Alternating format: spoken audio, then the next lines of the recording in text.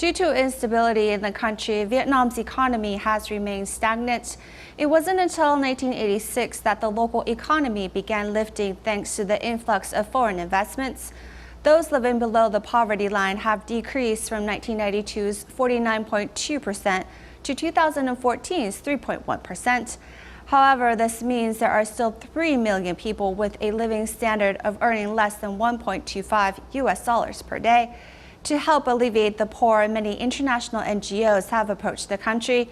Yet, as the country is still communist, charity organizations need government permission before any activity can begin.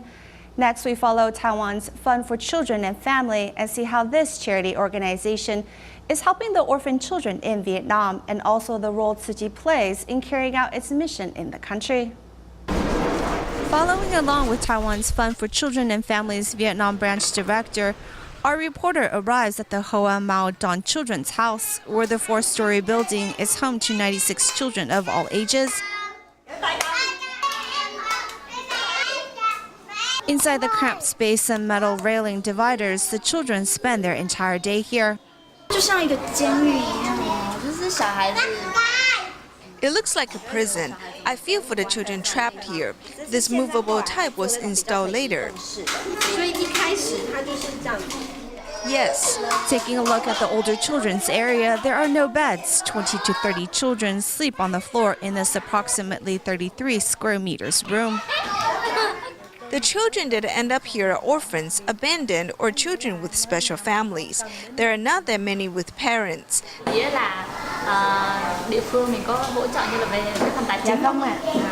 They only give presents towards the end of the year. TFCF has sponsored 46 of the children in this home, but the approximately $352 expense each month is still quite a burden for this orphanage.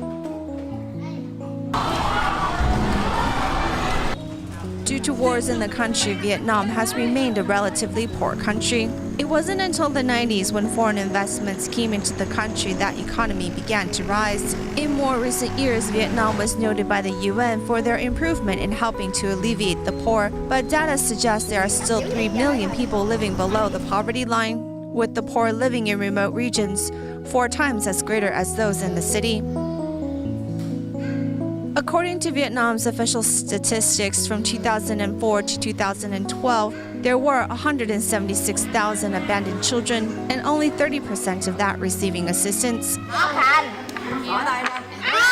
TFCF works with Huon Hoc Mon's Children's Home to tutor children in remote areas and provide educational funding to give these disadvantaged families a way out of poverty. Many of the NGOs in Vietnam have also generously joined in this effort to educate the future of their country. We feel through education and knowledge they can best change their future.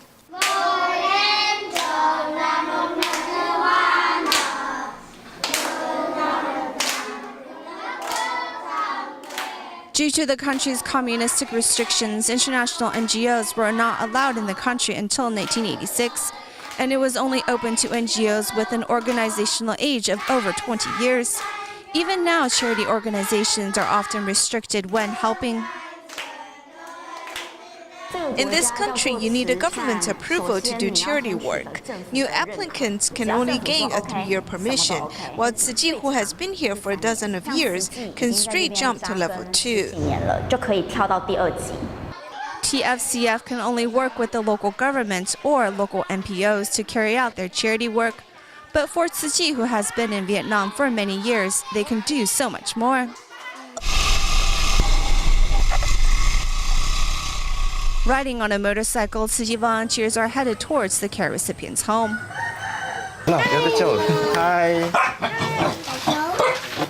Greeting the volunteers at the door is one of the 7 children of the home, with the father recently passed away and their mother working in other locations.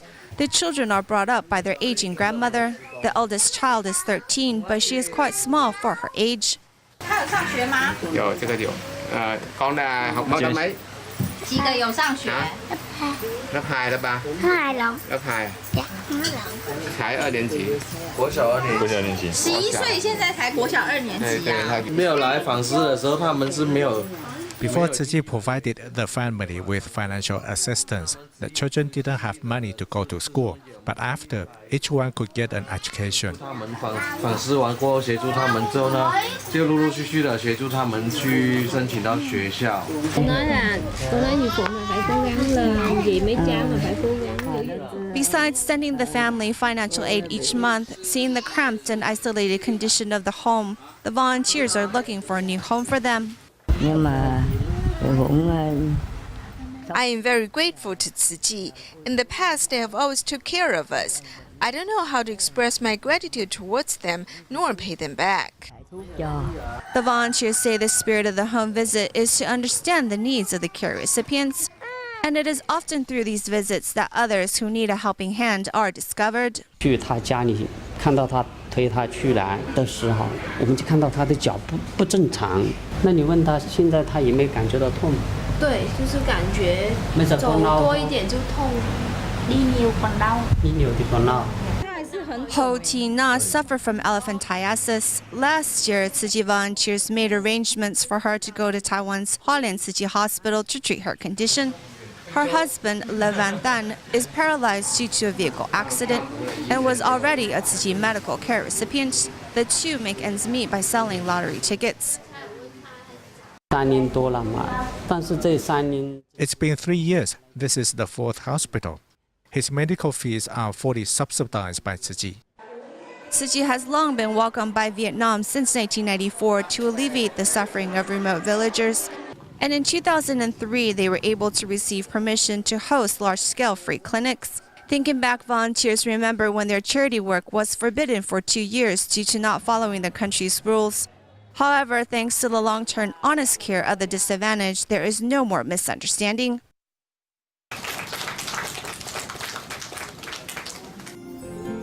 In Vietnam, Taiwan's NGO walks a difficult path, but with determination and strength, Tzu Chi has been deeply rooted in the country for some 20 years. Today, the foundation is able to provide more assistance to the poor, and in terms of disaster aid, Tzu Chi is always standing by to help. And perhaps it is these good deeds that have strengthened the ties of Taiwan and Vietnam.